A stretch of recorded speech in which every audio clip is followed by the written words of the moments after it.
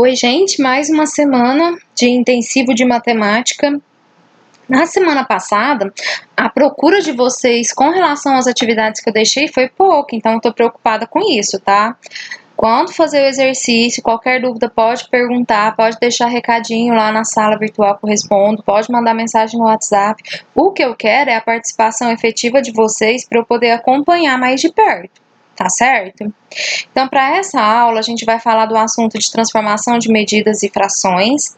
É um assunto do ensino fundamental, que vocês estudaram lá no ensino fundamental, que é muito recorrente do Enem.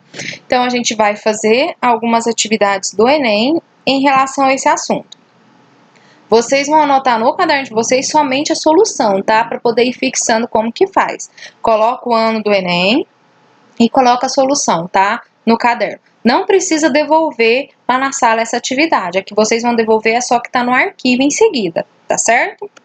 Então, a primeira questão que eu escolhi foi de 2019. Ela fala o seguinte: a bula de um antibiótico infantil fabricado na forma de xarope recomenda que sejam ministrados diariamente no máximo 500 mg desse medicamento para cada quilograma de massa do paciente. Um pediatra prescreveu a dosagem máxima desse antibiótico para ser ministrada diariamente a uma criança de 20 quilos pelo período de 5 dias. Esse medicamento pode ser comprado em frascos de 10 ml, 50 ml, 100 ml, 250 ml e 500 ml. Então, essas são as opções.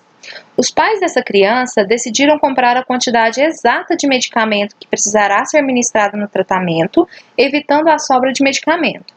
Considere que 1 grama desse medicamento ocupa um volume de 1 centímetro cúbico. A capacidade do frasco em milímetro que esses pais deverão comprar é. Então, tá aí as alternativas.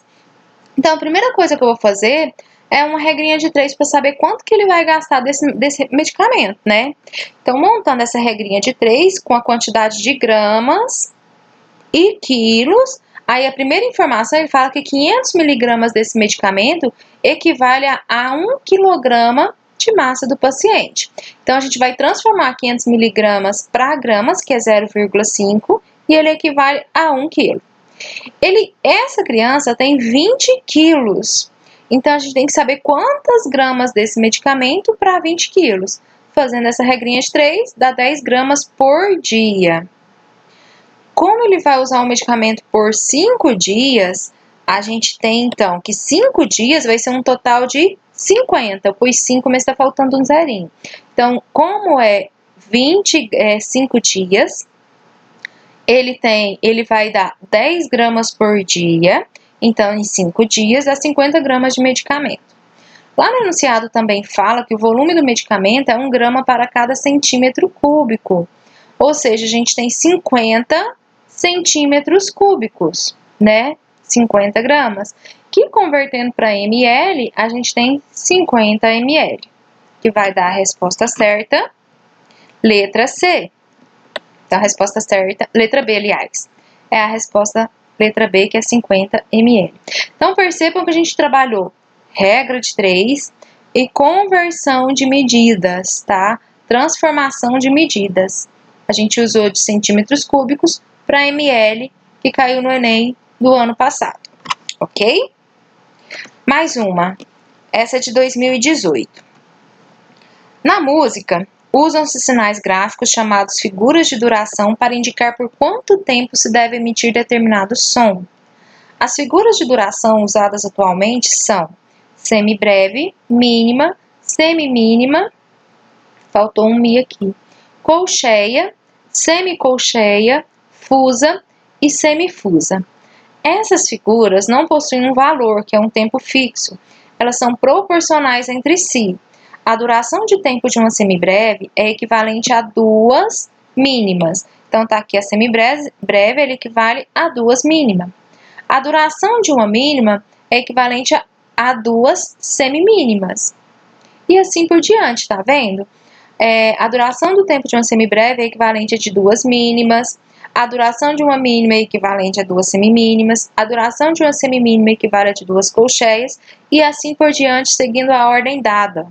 Considere que a semibreve tem a duração de tempo de 1 unidade. Isso aqui é muito importante.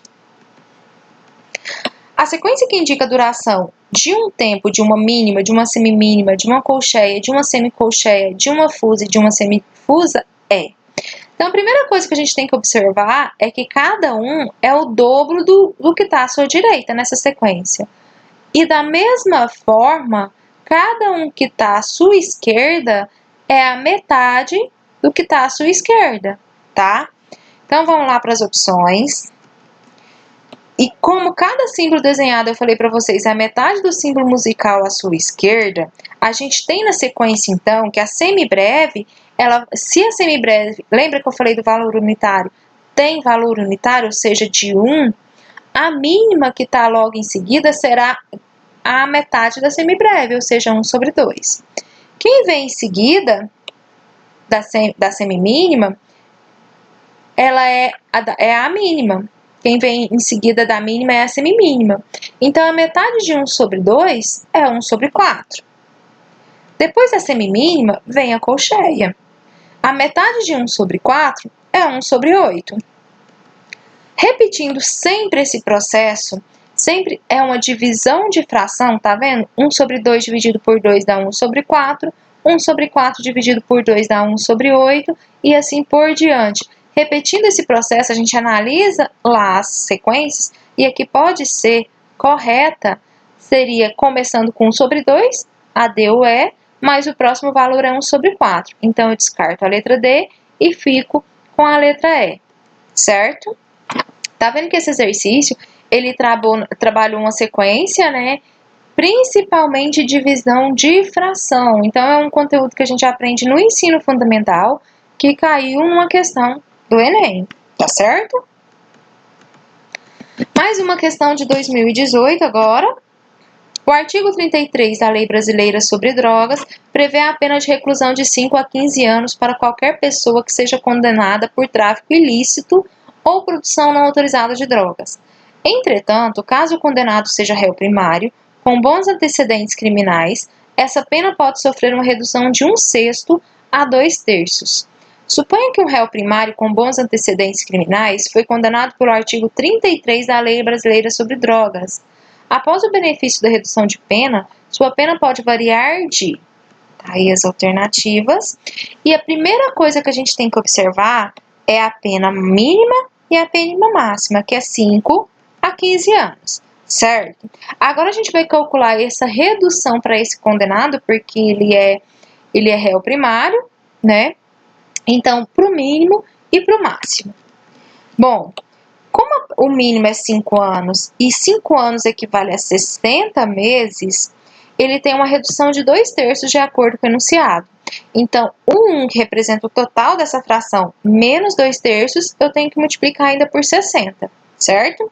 Então, 1 menos 2/3 é 1/3, vezes 60 é 60/3, que dá 20 meses. Voltando para anos e meses, eu tenho 1 ano e 8 meses, certo? Para o máximo, eu tenho 15 anos. 15 anos, 180 meses. E a redução é de 1/6, tá? Por que 1/6? Eu pego o 1, que é o total, subtraio do 1/6 e multiplico por 180. 1 menos 1/6 é 5/6. Vezes 180, eu multiplico 180 por 5, divido por 6 e encontro 150 meses. 150 meses equivale a 12 anos e 6 meses.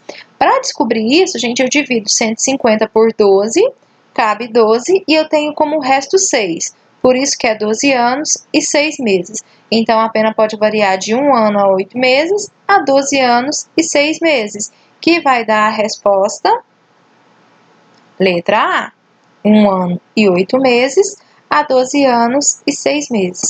Outra questão que trabalha operações com fração, tá?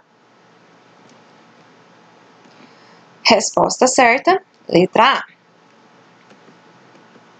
Mais uma, essa aqui é de 2015, tá? Mas eu achei ela tão interessante que é só de você observar o número em forma de fração. Ela já diz o seguinte: no contexto da matemática recreativa, utilizando diversos materiais didáticos para motivar seus alunos, uma professora organizou um jogo com um tipo de baralho modificado.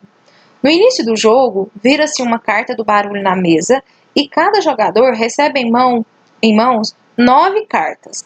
Deseja-se formar pares de cartas, sendo a primeira carta a da mesa e a segunda uma carta na mão do jogador, que tem um valor equivalente àquele descrito na carta da mesa. O objetivo do jogo é verificar qual jogador consegue o maior número de pares.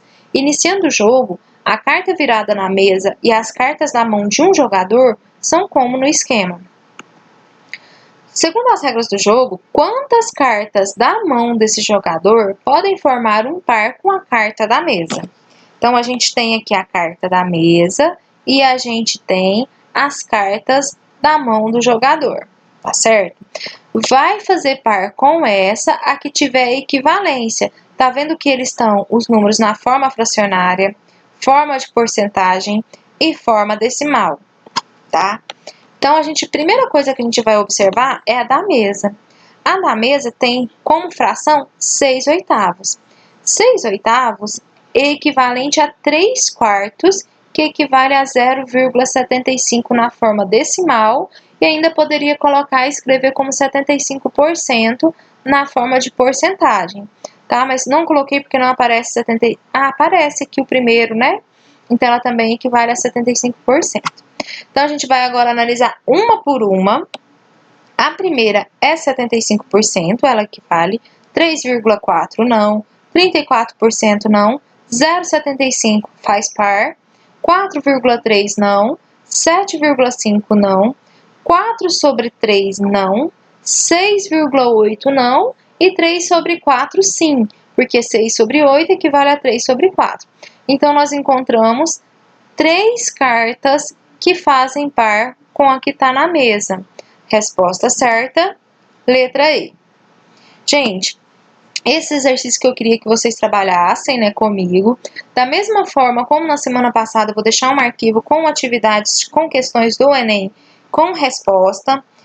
Lembrando que a intenção da resposta não é só escrever a resposta e mandar, é os cálculos que eu quero, tá? É só para nortear vocês se precisam de tirar dúvidas ou não comigo, tá certo? Então, essa é a proposta dessa aula e bom trabalho!